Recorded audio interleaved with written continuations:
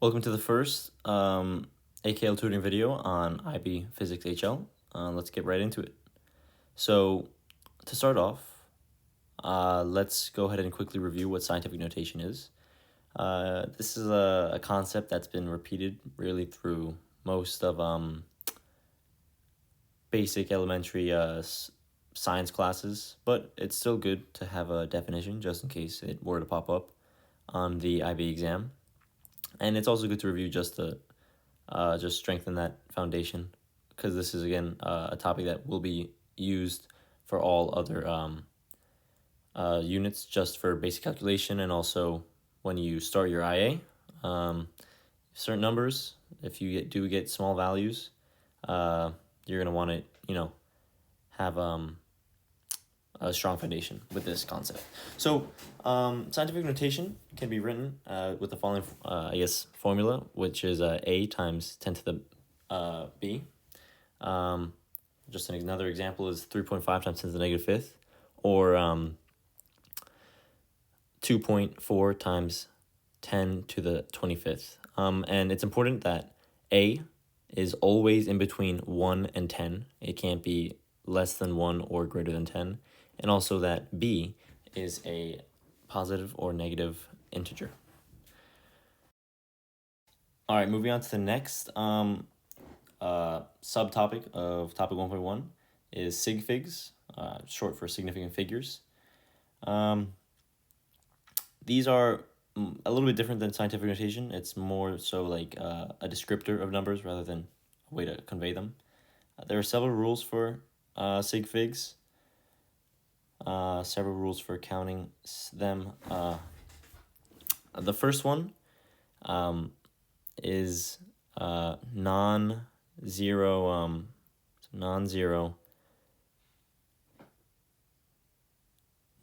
digits are always significant. So A, as I used for the scientific notation example, has to be greater than 0 in order for it to be significant. So just a couple examples.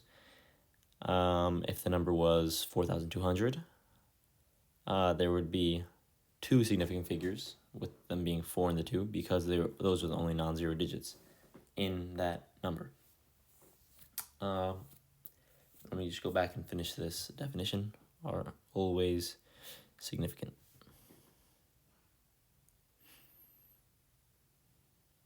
All right, the next rule for sig figs is all zeros between significant figures are significant. Sig figs, short for significant figures are significant. Okay. And just for another example for this second rule, I will give you 4,020. So for this one, looking back at rule 1, non-zero digits are always significant, so that gives the 4 and the 2 as significant. But you looking back at rule 2, that 0 in between them also then has to be significant, because the rule states that all zeros between sig figs are significant.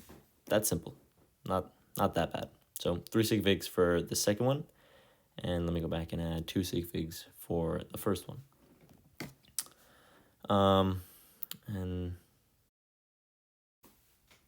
Moving on to the next rule. The third rule for determining whether or not a digit is significant states that the number of sig figs is determined by starting at the leftmost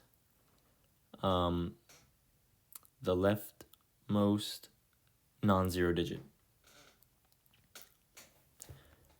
Starting at the leftmost non-zero digit. Okay.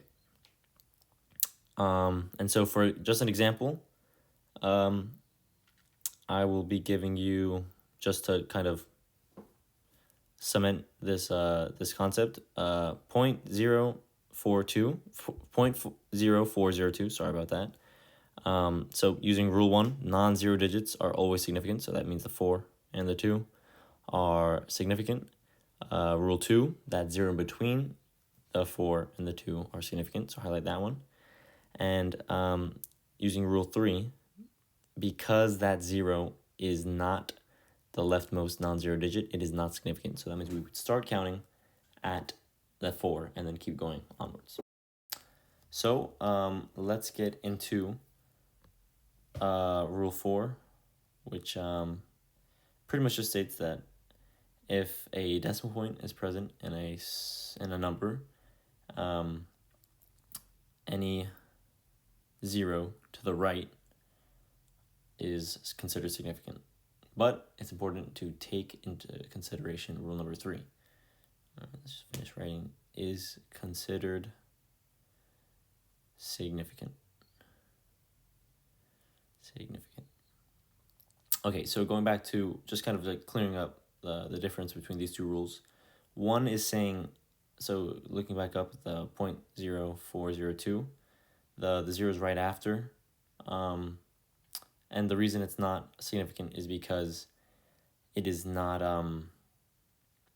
it's not the leftmost non-zero digit as seen in rule 3. So that 0 would not be considered significant because it is in front, it is to the left of that 4. Just to practice this concept, I'm going to give you a number, 0.0402, 100. It's kind of long, but 0.04, 02, 100. And just, again, it's good to pause it and cycle through the rules on your own. But this 4, because it's non-zero, is obviously going to be significant.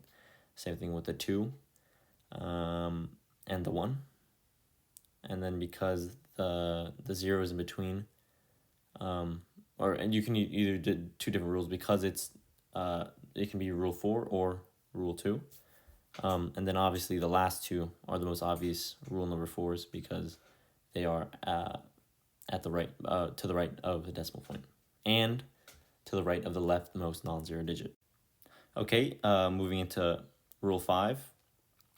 It's pretty straightforward. It pretty much states that you end significant figures at the rightmost non-zero digit. So this kind of goes in hand with rule 3 and 4. And it kind of can be contradicting with 4 somewhat, but we'll investigate it a little bit after. So I'm going to give you 5,200 just to practice a rule 5 with.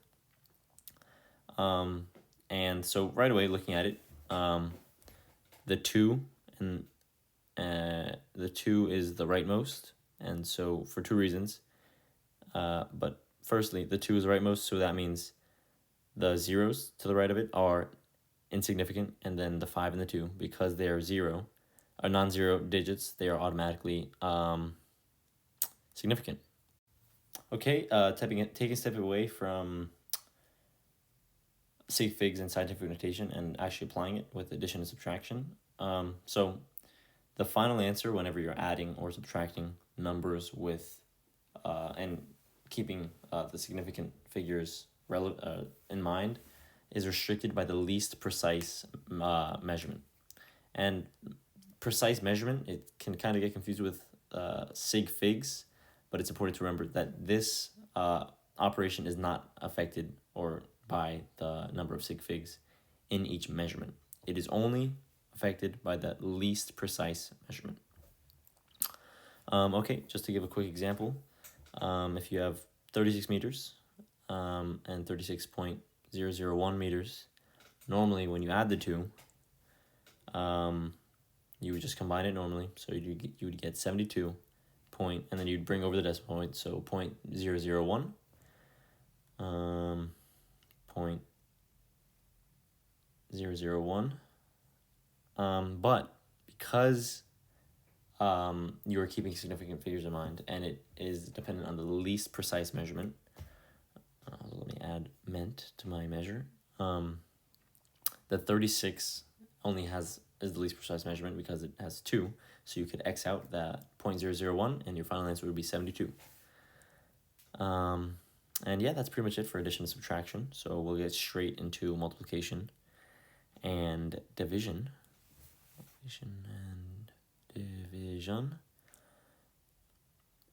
Okay, again, it's similar to addition and subtraction, but this time, instead of having, I guess, your answer modified by the least precise measurement, this one is actually dependent on the smallest number of significant figures. And so it might look similar for a couple examples, but as you look over the practice problems and the notes, it'll come clear, the difference. Two random numbers multiplied. The numbers isn't really what important. You just have to look at the number of sig figs. So 7,200 has 2, and then the second number has 5. But because you're multiplying, it would only be relevant to 2 sig figs.